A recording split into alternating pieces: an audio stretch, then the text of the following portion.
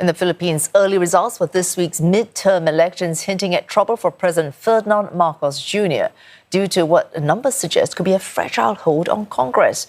Only 6 of the 12 available seats look set to go to Marcos allies, while 4 are likely to go to candidates in Vice President Sara Duterte's corner, including the president's own sister, Amy Marcos. Allies of the incumbent historically get elected into the majority of Senate seats during the midterms. Also, analysts are seeing these initial results as weak for a sitting president and possibly complicating the case for impeachment of the vice president. Conviction requires a 2/3 Senate vote. Mr. Marcos may not have the support he needs to secure that vote. Sara Duterte's father's mayoral win in Davao also dealing a blow to President Ferdinand Marcos Jr. A former President, Rodrigo Duterte, won in a landslide even while detained at The Hague by the International Criminal Court over his deadly war on drugs. The latest CNA's Buena Bernal joins us live from Manila. Buena, what more can you tell us about results so far? Dominating the top 6 in the senatorial race are figures considered to be opposition voices in the current Philippine political landscape. And so you can see this as a protest vote against sitting President Ferdinand Marcos Jr. And it's a protest vote against him and not just a sympathy vote for the Dutertes, because also in the top 6 are oppositionists not aligned with the Dutertes but aligned with the Liberal Democratic opposition, a different strand of opposition that has not fared well in the last 3 national elections.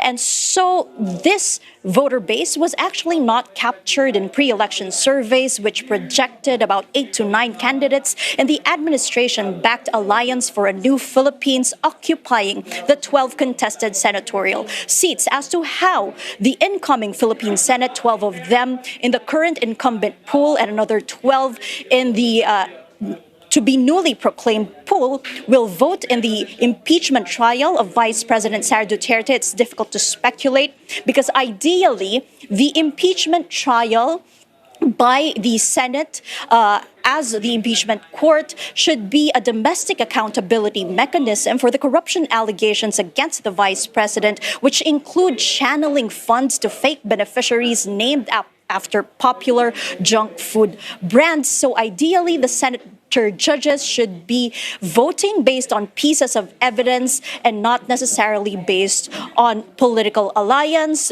But if you're looking at alliances, you can see about 3 alter egos, 3 to 4 alter egos of the Dutertes voting for acquittal and about 3 coming from the Liberal Democratic opposition voting for conviction.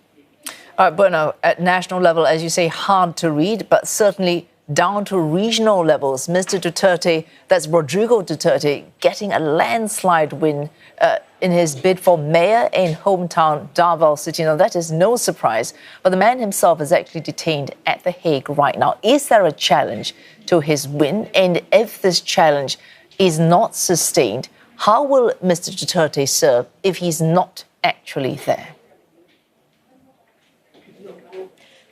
The only legal consensus here so far is that this is an unprecedented case, with Mr. Duterte garnering over 662,000 votes, a far cry from the 80,000 votes of his closest rival. But beyond the city politics here, or of whether the vice mayor will be acting as mayor or whether a possible oath of office will be done from the International Criminal Court facility in The Hague where he is detained, what's more worthy to note is the enduring national brand of the Dutertes, because 2 of his alter egos, including one considered to be the architect of the bloody drug war for which he is detained, is in the top 6. And if you look at the administration-backed candidates, loyalties can shift because they're not necessarily representing the Marcos-backed. It was just an alignment based on convenience.